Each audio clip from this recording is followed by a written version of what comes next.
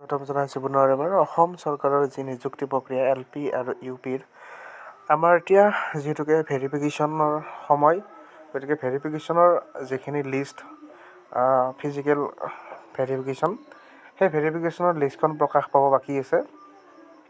বাকী ইতিমধ্যে গমেই পাইছে আপোনালোকৰ BTAD এলেকাৰ ইতিমধ্যে মেৰিট লিষ্টসমূহ ওলাই গৈছে আৰু ভেৰিফিকেশ্যন ডেট 13 তাৰিখৰ পৰা আৰম্ভ হৈ 6 তাৰিখলৈ শেষ হ'ব এপ্ৰিলৰ। এটা কথাটো হ'ল আমাৰ অসম চৰকাৰৰ যিখিনি নিযুক্তি প্ৰক্ৰিয়াৰ ভেৰিফিকেশ্যন, এই ভেৰিফিকেশ্যনটো আচলতে কেতিয়া মানে হ'ব তাৰ বিষয়ে আজি এই ভিডিঅ'টোত আলোচনা কৰিম।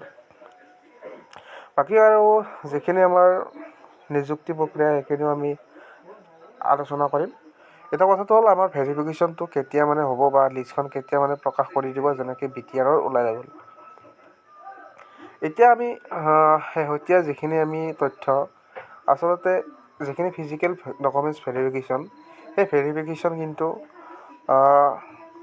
আৰু এসপ্তাহ বা দুসপ্তাহমানৰ ভিতৰত ওলোৱা এটা বহুত চান্স আছে, কাৰণ ইতিমধ্যে BTAৰ অঞ্চলত ওলাই গ'ল ফিজিকেল ভেৰিফিকেশ্যন ডেট।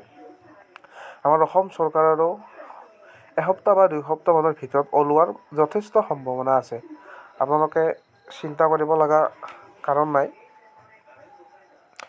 আৰু সোনকালে ভেৰিফিকেশ্যনৰ কামসমূহ হ'ব আৰু লগতে নিযুক্তিও ইলেকশ্যনৰ আগত হোৱাৰ এটা সম্পূৰ্ণ চান্স এটা আছে।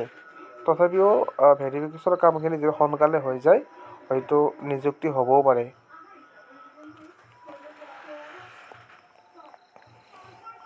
গতিকে আমি আৰু এসপ্তাহ বা দুসপ্তাহমানৰ পিছত আমাৰ ফিজিকেল যি ডকুমেণ্টছ ভেৰিফিকেশ্যন আছে, সেই ডকুমেণ্টছ ভেৰিফিকেশ্যনৰ হয়তো অফিচিয়েলভাৱে আমি লাভ কৰিবলৈ পাম।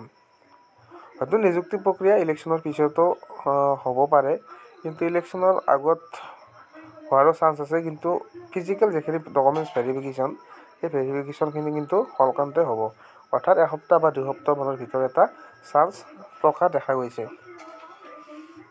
গতিকে এইখিনি আছিল। যদি ভিডিঅ'টো ভাল লাগিছে শ্বেয়াৰ আৰু ছাবস্ক্ৰাইব কৰিব নাপাহৰিব। ধন্যবাদ।